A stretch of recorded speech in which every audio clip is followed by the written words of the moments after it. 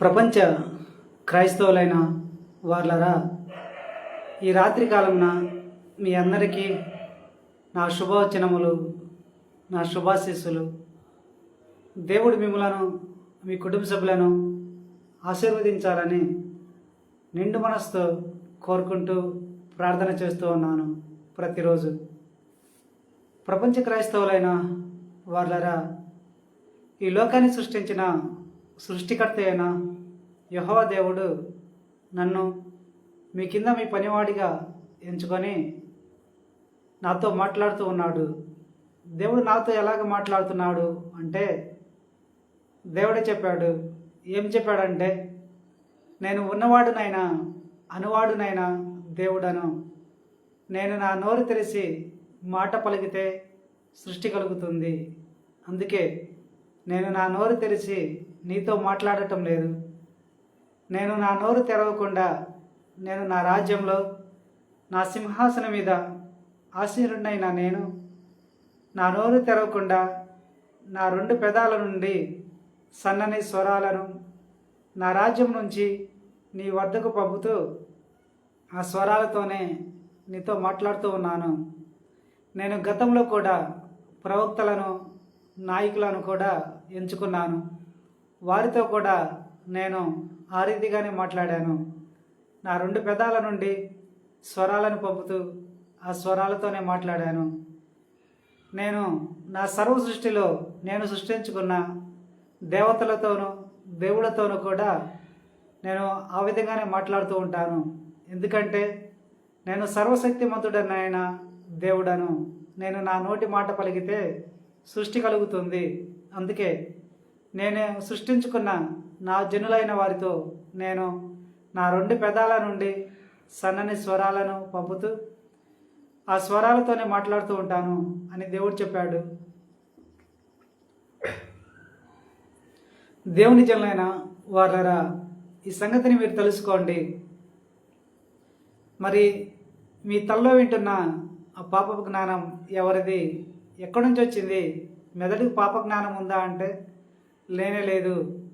మరి ఆ జ్ఞానం ఎవరిదో ఈరోజు నేను మీకు చెప్పాలని కోరుకున్నాను. నేను చెప్పేది ఎందుకంటే నేను చెప్పేది ప్రతిదీ కూడా నా సొంత మాటలు కానే కాదు. మిమ్మల్ని సృష్టించిన మీ సృష్టికర్త అయిన యెహోవా దేవుడు నాకు చెప్పిన సంగతులనే నేను మీకు చెబుతూ ఉన్నాను. దేవుడు మీకు నాకెందుకు చెప్పాడంటే, మీరు మీ తల్ల వినే పాపం జ్ఞానం గురించి మీకు తెలుసుకోలేకపోతున్నారు. ఆ పాప జ్ఞానం ఎవరిదో మీరు తెలుసుకోలేకపోతున్నారు. లోక సంబంధమైన జ్ఞానం ఎవరిదో మీరు తెలుసుకోలేకపోతున్నారు. శరీరానికి కావాల్సిన జ్ఞానము ఎవరిదో మీరు తెలుసుకోలేకపోతున్నారు అని దేవుడు చూసి, మీరు పాపాలు చేయకూడదని దేవుడు చూసి ఆ జ్ఞానం ఎవరిదో మీకు తెలియపరచడానికి నాతో మాట్లాడిన మాటలనే నేను మీకు చెబుతూ ఉన్నాను. నాకు తెలియపరిచిన సంగతులనే నేను మీకు చెబుతూ ఉన్నాను. ఇదంతా కూడా దేవుని గొప్పతనమే. కేవలము దేవుడు మీ మీద ప్రేమతోనే నాకు తెలియపరిచాడు అని నేను మీకు చెబుతూ ఉన్నాను. ఇప్పుడు ఏం జరిగిందంటే, ఆ పాప జ్ఞానం గురించి మీరు తెలుసుకునే ముందు దేవుడు మీకు మెదడుని ఎందుకు ఇచ్చాడు, మీ మెదడు మీకు ఎలాగ ఉపయోగపడుతుందో మీకు చెప్పాలనుకున్నాను. నేను చెప్పేది ప్రతిదీ కూడా నా సొంత మాటలు కానే కాదు. దేవుడు నాకు చెప్పిన వాటినే నేను మీకు చెప్తూ ఉన్నాను. ఏది కూడా నా సొంత మాటలుగా చూద్దని నేను మిమ్మల్ని రిక్వెస్ట్ కోరుతూ ఉన్నాను. మీ కింద మీ పనివాడిగా, మీ శ్రేయోభిలాషిగా అని నేను మీకు చెప్తూ ఉన్నాను. దేవుడు మిమ్మలను మీ తల్లి గర్భంలో తన అరిచేతులలో మిమ్మల్ని సృష్టించుకున్న తర్వాత, మిమ్మల్ని చెక్కిన తర్వాత మీకు మెదడుని ఎందుకు ఇచ్చాడంటే, మీరు ఈ లోకంలో పుట్టిన తర్వాత, ఈ లోకంలో వయసు వచ్చిన తర్వాత, ఆ విచక్షణ జ్ఞానం తెలుసుకునే వయసు వచ్చిన తర్వాత మీరు ఈ లోకంలో సంచరిస్తూ జ్ఞానాన్ని సంపాదించుకొని ఆ జ్ఞానాన్ని మీ మెదడులో దాచుకోవడానికే ఇచ్చాడు. అంటే మీ మెదడు కంటూ సొంత జ్ఞానాన్ని దేవుడు ఇవ్వలేదు. పాప జ్ఞానాన్ని అసలే ఇవ్వలేదు. మీరు ఈ లోకంలో సంచరిస్తూ జ్ఞానాన్ని సంపాదించుకొని ఆ జ్ఞానాన్ని మీ మెదడులో దాచుకోవడానికి ఇచ్చాడు కనుక మీ మెదడు మీ ఆధీనంలోనే ఉంది. మీరు మీ మెదడుని దేనికోసం అయితే వాడుకుంటారో దానికోసమే ఉపయోగపడుతుంది. మీరు మీ మెదడుని ఎలాగ వాడుకుంటే అలాగే ఉపయోగపడుతుంది. మీ మెదడులో ఉంది మంచి చెడులు తెలుసుకునే విచక్షణ మాత్రమే ఉంది. అది కూడా ఎలాగొచ్చిందంటే మీ ఆది తల్లిదండ్రులైన ఆదామవ్వలు చేసిన పాపానికి ఆ విచక్షణ అనేది మీ తలలోకి వచ్చింది, మీ మెదడులోకి వచ్చింది. అదొకటే ఉంది మీ తలలో, మీ మెదడులో. మీ మెదడులో ఉండ మీ మీ తలలో మీ మెదడు మీకు ఎలా ఉపయోగపడుద్ది అంటే ఒక ఉదాహరణగా చెప్తాను. మీ అందరి దగ్గర సెల్ ఫోన్లు ఉన్నాయి కదా, ఆ సెల్ ఫోన్కి మెమరీ ఉంటుంది. ఆ సెల్ ఫోన్ మెమరీలో మీరు కావలసిన వాటన్నిటినీ భద్రపరచుకుంటూ ఉంటారు స్వీకరించి. అలా భద్రపరచుకుంటున్న రీతిగానే మీ మెదడు కూడా మీకు ఒక సెల్ ఫోన్ మెమరీ లాగే మీకు ఉపయోగపడుతుంది. మీ శరీరం మీ చేతిలో ఉన్న సెల్ ఫోన్ లాగే ఉంది. మీ మెదడు మీ సెల్ ఫోన్లో ఉన్న మెమరీ లాగే మీకు ఉంది మీ మెదడు అని నేను మీకు చెప్తూ ఉన్నాను. మీరు మీ చేతిలో ఉన్న సెల్ ఫోన్ మెమరీలో మీకు కావలసిన వాటన్నిటినీ స్వీకరించి భద్రపరచుకుంటూ ఉంటారు. మీరు మీ మెమరీలో భద్రపరచుకున్న వాటిని మీరు వెతికినప్పుడే మీ మెమరీ తనలో దాచిన దానిని మీకు చూపిస్తూ ఉంటుంది. అలాగే మీ మెదడు కూడా మీరు మీ మెదడులో దాచుకున్న వాటిని గురించి మీరు ఆలోచించినప్పుడే మీ మెదడు తనలో దాచిన దానిని మీకు గుర్తు చేస్తూ ఉంటుంది అని నేను మీకు చెబుతూ ఉన్నాను. ఇంకా మీ మెదడు తనకే తాను మీకు కావలసిన వాటన్నిటినీ తనకే తాను భద్రపరచలేదు, తనకే తాను సొంత జ్ఞానాన్ని కలిగలేదు, సొంత మనస్తత్వాన్ని కలిగలేదు అని నేను మీకు చెబుతూ ఉన్నాను. మీ ఫోన్ మెమరీ ఎలాగైతే తనకే తాను మీకు కావలసిన వాటన్నిటినీ స్టోర్ చేసుకోలేదు, భద్రపరచుకోలేదు, అలాగే మీ మెదడు కూడా తనకే తాను దేనిని కూడా స్వీకరించలేదు, లోకం నుంచి తనకే తాను దేనిని కూడా భద్రపరచుకోలేదు అని నేను మీకు చెబుతూ ఉన్నాను. మీ శ్రేయభిలాషిగా, మీ కింద మీ పనివాడిగా. దేవుడు మీకు మేలుకరమైన మెదడునే ఇచ్చాడు, మిమ్మల్ని పాపంలో పడవేయని మెదడునే ఇచ్చాడు. మీరు సన్మార్గంలో జీవించడానికి ఉపయోగపడే మెదడునే ఇచ్చాడు. మీరు ఆలోచించి జీవించడానికి ఉపయోగపడే మెదడునే దేవుడిచ్చాడు అని నేను మీకు చెబుతున్నాను, మీ కింద మీ పనివాడిగా. ఇప్పుడు మీ మెదడుకంటూ దేవుడు సొంత జ్ఞానాన్ని ఇవ్వలేదు, మీ మెదడుకంటూ పాప జ్ఞానాన్ని అసలే ఇవ్వలేదు, మీ మెదడుకంటూ మనస్తత్వాన్ని ఇవ్వలేదు. మీరు మీ శరీరానికి ఉన్న అవయవాలను ఎలాగైతే ఉపయోగించుకుంటూ ఉంటారో అలాగా మీ మెదడును కూడా ఉపయోగించుకోవాలని దేవుడు నిర్ణయించాడు. మరి మీ దేవుడు మీకు మెదడుని ఎందుకు ఇచ్చాడంటే మీ శరీర ఫంక్షన్ జరగడానికే ఇచ్చాడు. మీ శరీర అవయవాలన్నీ కూడా పనిచేయాలి అంటే మెదడుతో కనెక్ట్ అయి ఉంటుంది. మెదడుకి ప్రతి అవయవం కూడా కనెక్ట్ అయి ఉంటుంది. మెదడులో ఏ పార్ట్లో అయితే పనిచేయటం ఆగిపోద్దో, ఏ పార్ట్ అయితే సరిగ్గా పనిచేయదో మీ శరీరంలో ఆ పార్ట్ పనిచేయటం ఆగిపోతుంది అని నేను మీకు చెబుతూ ఉన్నాను. దేవుని సృష్టి కార్యమే ఇది అని నేను మీకు చెబుతూ ఉన్నాను. దేవుడు అంత గొప్పగా సృష్టించాడు. మీ శరీరాన్ని మొత్తాన్ని కూడా మెదడుతో కనెక్షన్ చేసి ఉంచాడు దేవుడు. మీ మెదడులో ఏదైనా సమస్య వచ్చిందంటే ఆ ఎఫెక్ట్ అనేది ఆయా శరీరాల మీద, ఆయా శరీర భాగాల మీద పడుతూ ఉంటుంది. అలాగే కనెక్ట్ చేశాడు దేవుడు, అందువరకే పనిచేస్తూ ఉంటుంది మీ మెదడు. ఇంకా జ్ఞాపకశక్తిని ఇచ్చాడు. జ్ఞాపకశక్తిని ఎందుకు ఇచ్చాడంటే మీరు ఈ లోకంలో సంచరిస్తూ మీకు కావలసిన జ్ఞాపకాలన్నింటినీ భద్రపరచుకోవడానికి, మీకున్న జ్ఞానాన్ని సంపాదించుకొని, మీకు కావలసిన జ్ఞానాన్ని సంపాదించుకొని స్టోర్ చేసుకోవడానికి, ఆ స్టోర్ చేసుకున్న జ్ఞానంతో మీరు గుర్తు తెచ్చుకుంటూ ఆలోచిస్తూ జీవించడానికే దేవుడు మీకు మెదడునిచ్చాడు అని నేను మీకు చెప్తూ ఉన్నాను. మరి ఆదామవ్వల నుండి ఏం జరిగిందంటే, అంతకుముందు ఏం జరిగిందంటే పాప జ్ఞానం ఎవరిది అని చెప్పే ముందు ఆ పాప జ్ఞానం లూసిఫర్దని నేను మీకు చెబుతూ ఉన్నాను. మరి ఆ లూసిఫర్కి ఆ పాప జ్ఞానం ఎక్కడి నుంచి వచ్చిందో ఇప్పుడు నేను మీకు చెప్తాను. దేవుడు తన పరలోక రాజ్యంలో తనకు ప్రధాన దూతలను సృష్టించుకున్నాడు. ఆ ప్రధాన దూతలలో లూసిఫర్ని ఎక్కువగా విలువ ఇచ్చాడు దేవుడు. లూసిఫర్కి ఎంత జ్ఞానాన్ని ఇచ్చాడంటే దేవుని సర్వసృష్టిలో ఉండ కొంతమంది దేవతలు దేవుడికి కూడా ఇవ్వనంత జ్ఞానాన్ని ఇచ్చాడు. దేవుడు లూసిఫర్కి అంత జ్ఞానాన్ని ఎందుకు ఇచ్చాడు అంటే ఆ జ్ఞానాన్ని మొత్తాన్ని కూడా దేవుడు తన కోసం ఉపయోగించాలి లూసిఫర్ అని దేవుడు తలంచాడు. అవును, దేవుని కోసం జీవించాలి, దేవుని కోసం మాత్రమే తన జ్ఞానాన్ని ఉపయోగించాలని లూసిఫర్కి అంత జ్ఞానాన్ని ఇచ్చాడు, అంత గొప్ప జ్ఞానాన్ని ఇచ్చాడు. లూసిఫర్కే కాదు, దేవుని రాజ్యంలో ఉండ దూతలందరికీ కూడా జ్ఞానాన్ని ఇచ్చాడు. ఆ జ్ఞానాన్ని మొత్తాన్ని కూడా దేవుని కోసం ఉపయోగించడానికి మాత్రమే దేవుడిచ్చాడు అని నేను మీకు చెబుతున్నాను. మరి ప్రధాన దూతల ముగ్గురికి కూడా ఆ విధంగానే జ్ఞానాన్ని ఇచ్చాడు. లూసిఫర్కి ఎక్కువ జ్ఞానం ఉంది కనుక ఆ జ్ఞానాన్ని లూసిఫర్ ఏం చేసిందంటే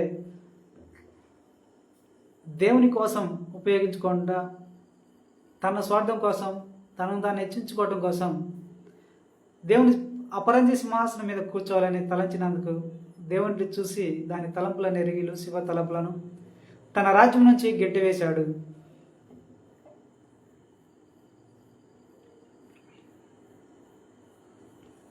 తన రాజ్యం నుంచి లూసిఫర్ని గెంటివేశాడు. గెంటివేసిన తర్వాత ఏం జరిగిందంటే లూసిఫర్ తన రూపాన్ని అయితే కోల్పోయింది కానీ దేవదూత రూపాన్ని అయితే కోల్పోయింది కానీ జ్ఞానాన్ని మాత్రం కోల్పోలేదు.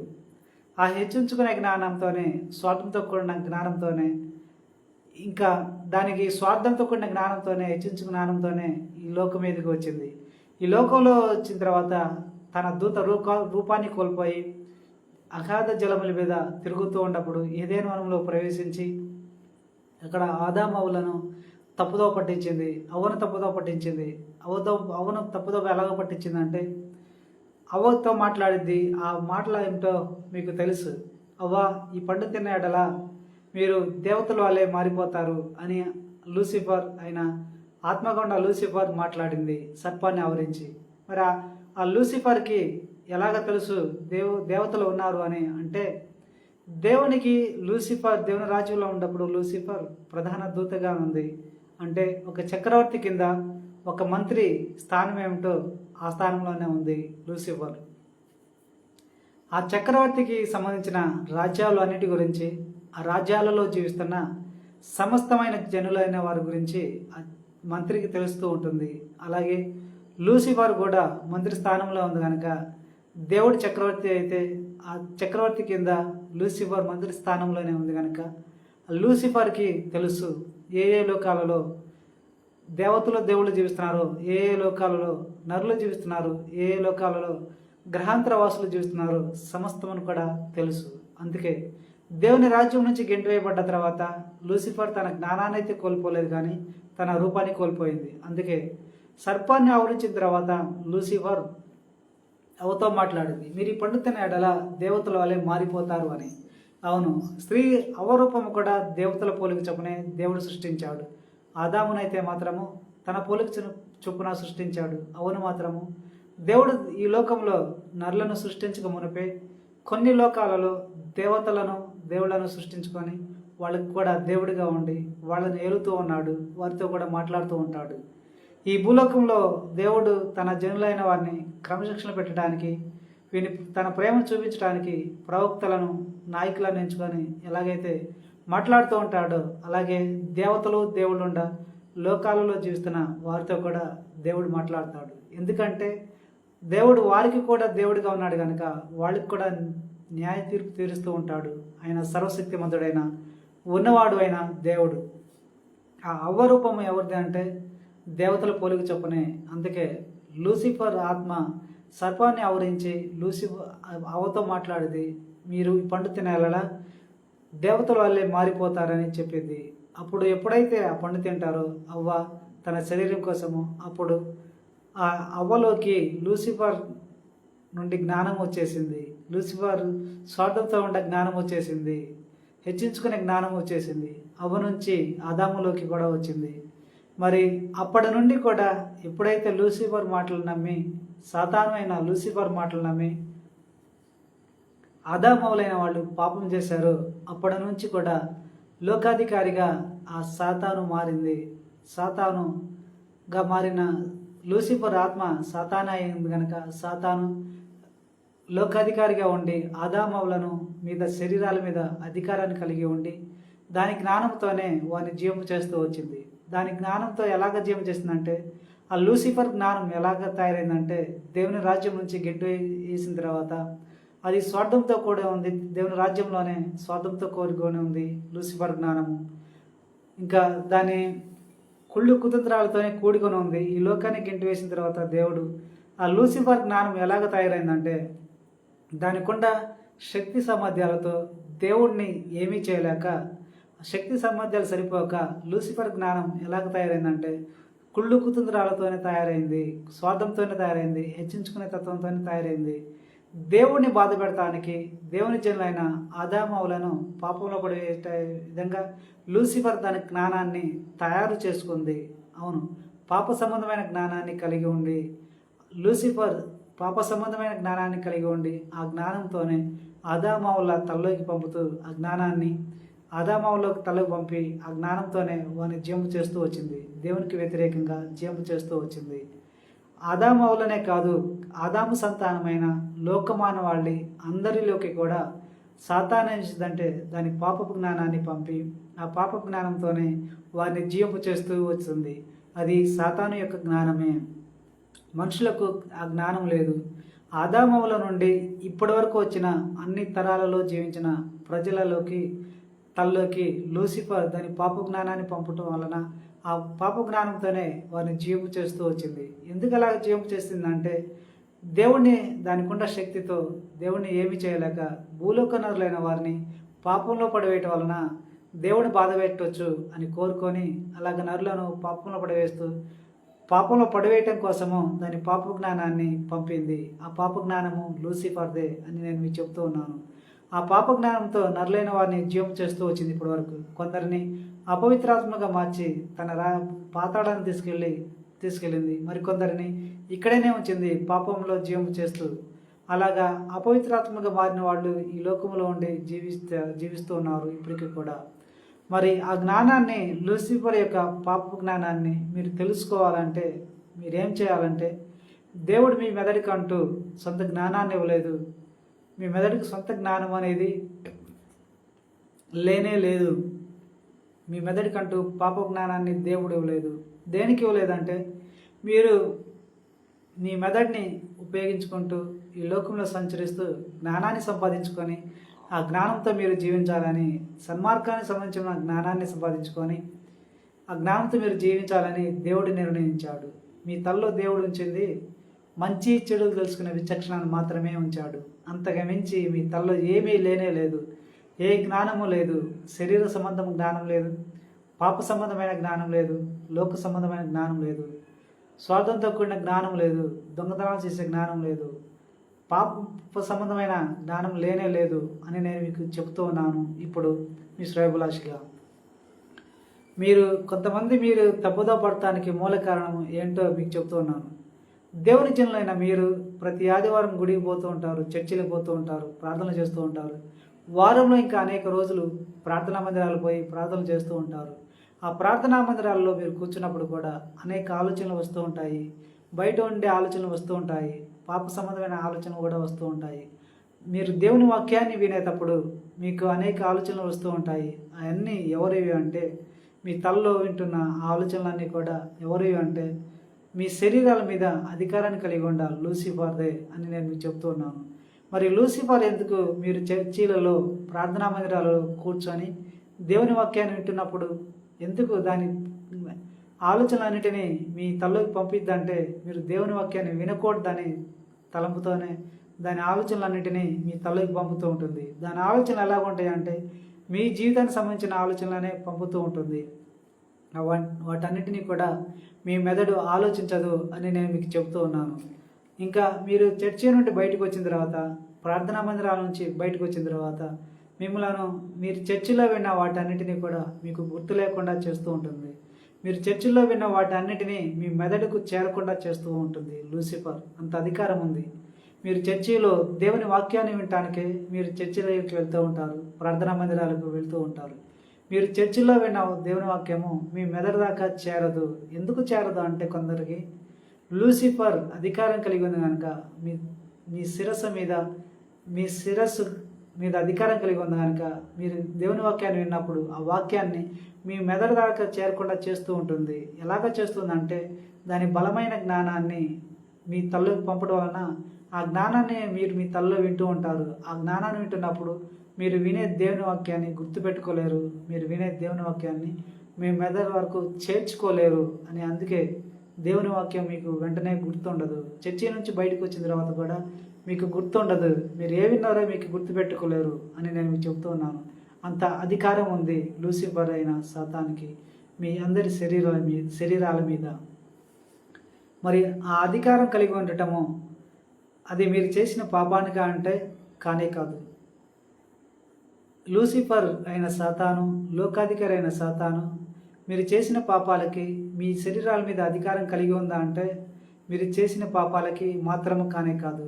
మరి ఎవరు చేసిన పాపాలకి అంటే మీ ఆది తల్లిదండ్రులైన ఆదామవులైన వాళ్ళు చేసిన పాపానికి దేవుడు ఏం చేశారంటే వారి సంతానమైన లోకమానవాళి అందరి శరీరాల మీద సాతానుకు అధికారాన్ని ఇచ్చాడు లూసిఫర్కు.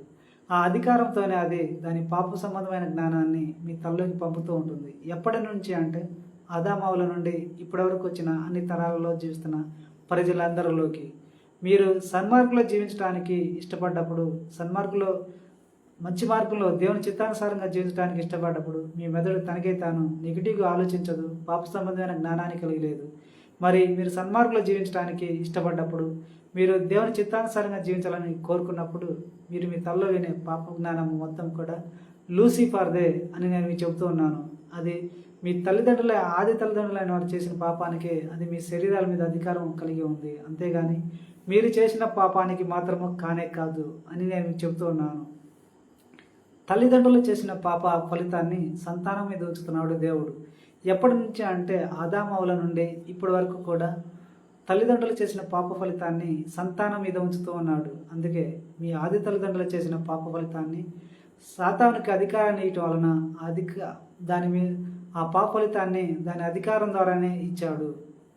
అందుకే దాని అధికారంతోనే అది మీ తల్లోకి దాని పాప జ్ఞానాన్ని పంపుతూ ఉంటుంది. ఆ జ్ఞానం మొత్తం కూడా మీది కానే కాదు అని నేను మీకు చెబుతూ ఉన్నాను. మీరు బయటకు వచ్చిన తర్వాత, చర్చి నుంచి బయటకు వచ్చిన తర్వాత లోక సంబంధమైన జీవితాన్ని జీవిస్తూ ఉంటారు.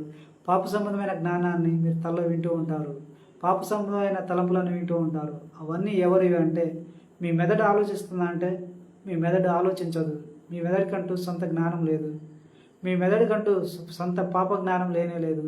మీ మెదడు మీరు నిద్రపోవడానికి పనుకున్నప్పుడు రాత్రికాలంలో మీకు వెంటనే నిద్ర పట్టకుండా మీ మెదడు ఆలోచించదు. ఎందుకంటే మీ మెదడు సొంతగా ఆలోచించే జ్ఞానాన్ని దేవుడు ఇవ్వలేదు కనుక. మీ మెదడు ఒక మనిషి కాదు సొంతగా ఆలోచిస్తూ మిమ్మల్ని జీవం చేయడానికి.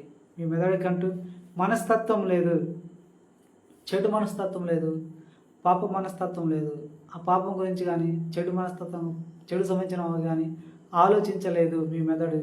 మరి మీరు రాత్రి కాలంలో నిద్రపోవడానికి పనుకున్నప్పుడు, పగలు కూడా నిద్రపోవడానికి పనుకున్నప్పుడు లూసిఫర్ మీ అందరి శరీరాల మీద అధికారం కలిగి ఉండి ఏం చేసిందంటే మీరు నిద్రపోకుండా చేయటానికి అది మీ జీవితాన్ని పోలిన జీవితాన్ని జీవిస్తూ మీ జీవితంలో వచ్చే కష్ట నష్టాల గురించి, ప్రేమాప్యాతల గురించి, మీకు వచ్చు దుఃఖాల గురించి, అన్నిటి గురించి మీరు మీ తల్లోకి దాని ఆలోచనలను పంపుతూ ఉంటుంది. దానికి సొంత జ్ఞానంతో ఆలోచించే ఆలోచనలను మీ తల్లోకి పంపుతూ ఉంటుంది. దాని ఆలోచనలనే మీరు మీ తల్లో వింటారు. అది మీ తల్లోకి పంపే ఆలోచన అంతసేపు కూడా మీరు మెలకుగానే ఉంటారు, మీకు నిద్ర పట్టదు అని నేను మీకు చెబుతూ ఉన్నాను. ఇలాగ అధికారం కలిగి ఉంది. ఆ జ్ఞానం మొత్తం కూడా మీరు జీవిస్తున్నప్పుడు మీరు పాపాలకు సంబంధించిన జ్ఞానాన్ని కలిగి ఉన్నారంటే, మీరు దేవుని చిత్తానుసారంగా జీవించాలని కోరుకున్నప్పుడు మీ మెదడు మీకు వ్యతిరేకంగా పాపాన్ని కోరుకోదు కనుక ఆ పాపానికి సంబంధించిన జ్ఞానము లూసిఫర్దే. ఆ జ్ఞానం అనుసారంగా మీరు జీవించమాకండి అని నేను మీకు చెబుతున్నాను. మీరు కనుక లూసిఫర్ జ్ఞానంతో జీవిస్తే ఏం జరిగిద్దంటే మీకు ముందు తరాలలో జీవించిన ఆదామవుల నుండి ఇప్పటి వరకు వచ్చిన అన్ని తరాలలో ప్రజలైన వాళ్ళు కొంతమంది సాతాను యొక్క జ్ఞానంతో పాపాలు చేయటం వల్ల వాళ్ళు అపవిత్రాత్మగా మారారు. అపవిత్రాత్మగా మారిన వారిని దేవుడు కొందరిని నరకానికి పంపాడు. వాళ్ళనే ఎందుకు నరకానికి పంపాడంటే వాళ్ళు ఎక్కువగా పాపం చేశారు కనుక. మరి కొంతమందిని ఇక్కడైనా ఉంచాడు అపవిత్రాత్మగా మారిన వారిని ఇక్కడ ఎందుకు ఉంచాడంటే వారు తక్కువ పాపం చేశారని దేవుడు నాకు తెలియపరిచాడు. ఈ లోకంలో ఉంటే అపవిత్రాత్మగా మారిన వాడు సాతాను వాయుమండలంలో దాని రాజ్యాన్ని నిర్మించుకుంది కనుక దాని రాజ్యంలోకి అపవిత్రాత్మలను చేర్చుకొని మరలా వారిలోకి దాని జ్ఞానాన్ని పంపుతూ ఉంటుంది.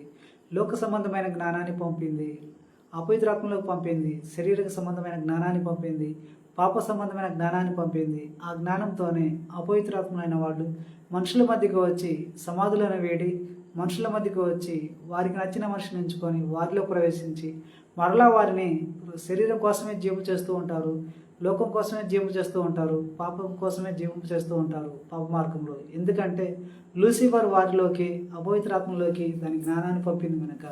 అది అపవిత్రాత్మల యొక్క సొంత జ్ఞానం కానే కాదు. ఇలాగా మీ పూర్వీకులైన వాళ్ళే, మీ కుటుంబంలో చనిపోయిన వాళ్ళే ఇలాగా అపవిత్రాత్మకు మారిన వారు ఎప్పుడైతే మీరు పుట్టారో, మీలోకి ప్రవేశించారు అని నేను మీకు చెబుతున్నాను. వాళ్ళు బయట వాళ్ళు కూడా కానే కాదు.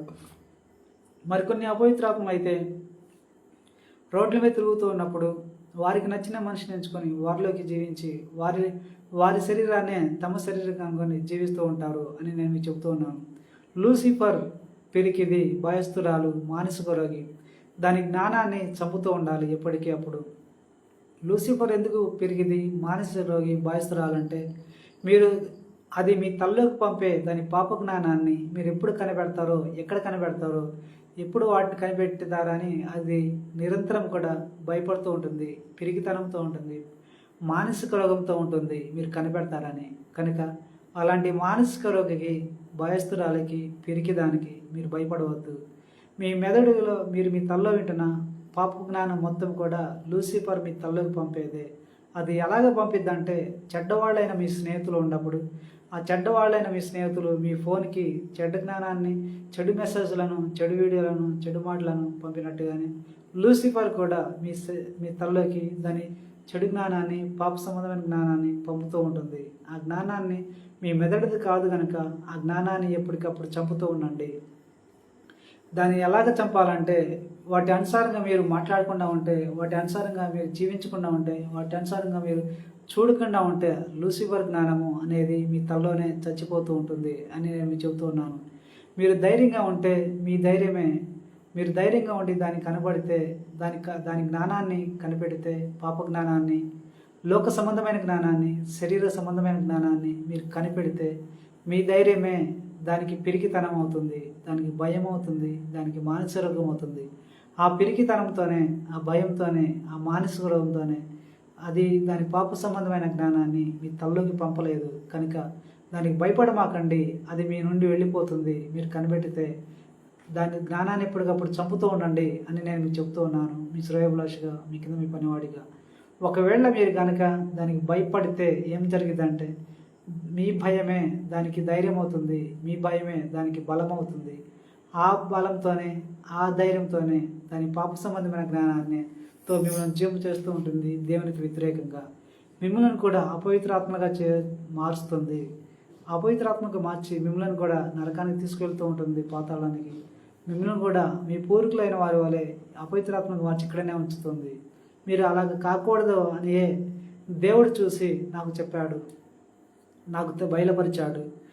సాతాను యొక్క పాప జ్ఞానమే మీరు మీ తల్లో వింటున్నారని దేవుడు నాకు బయలుపరిచాడు. కనుక సాతాను యొక్క పాప జ్ఞానాన్ని ఎప్పటికప్పుడు కనిపెడుతూ, పాప జ్ఞానం మొత్తం కూడా మీ మెదడుది కానే కాదు అని నేను మీకు చెబుతున్నాను మీ శ్రేయోభిలాషిగా. ఇప్పుడు మీరు నాకు ఆర్థికంగా కానీ మరి ఏ విధంగా కానీ మీరు నాకు సపోర్ట్ చేయాలని నేను మిమ్మల్ని రిక్వెస్ట్ కోరుతూ ఉన్నాను. ఈ లోకాన్ని వెళ్తున్న లూసిఫర్ ప్రభావాన్ని కొంత తగ్గించడానికి మీరు నాకు ఆర్థికంగా సపోర్ట్ చేస్తే, నా ఫోన్పే నెంబర్ ఇస్తున్నాను, నా పేటిఎం నెంబర్ ఇస్తున్నాను. ఆర్థికంగా మీరు సపోర్ట్ చేస్తే నేను లూసిఫర్ ప్రభావాన్ని కొంత తగ్గించగలుగుతాను. లూసిఫర్ ప్రభావాన్ని కొంత తగ్గించడం నా ఒక్కడి వల్ల కానే కాదు, కానీ మీ అందరి సపోర్ట్ నాకు అవసరము. ఇంకా నా వీడియోలను కూడా మీరు షేర్ చేస్తూ ఉండండి అని నేను మీకు చెప్తూ ఉన్నాను. ఇంకా దేవుడు మిమ్మల్ని, మీ కుటుంబ సభ్యులను ఆశీర్వదించాలని నిండు మనసుతో కోరుకుంటూ ఉన్నాను. మీరు నాకు సపోర్ట్ చేయమని నేను మీ కింద మీ పనివాడిగానే కోరుతున్నాను. దేవుని జనులైన వాళ్ళారా, దేవుడు మిమ్మల్ని, మీ కుటుంబ సభ్యులను నిండు మనసుతో ఆశీర్వదించాలని నేను కోరుకుంటూ ఇంతటితో ముగిస్తున్నాను. ఆమేన్, ఆమేన్, ఆమేన్.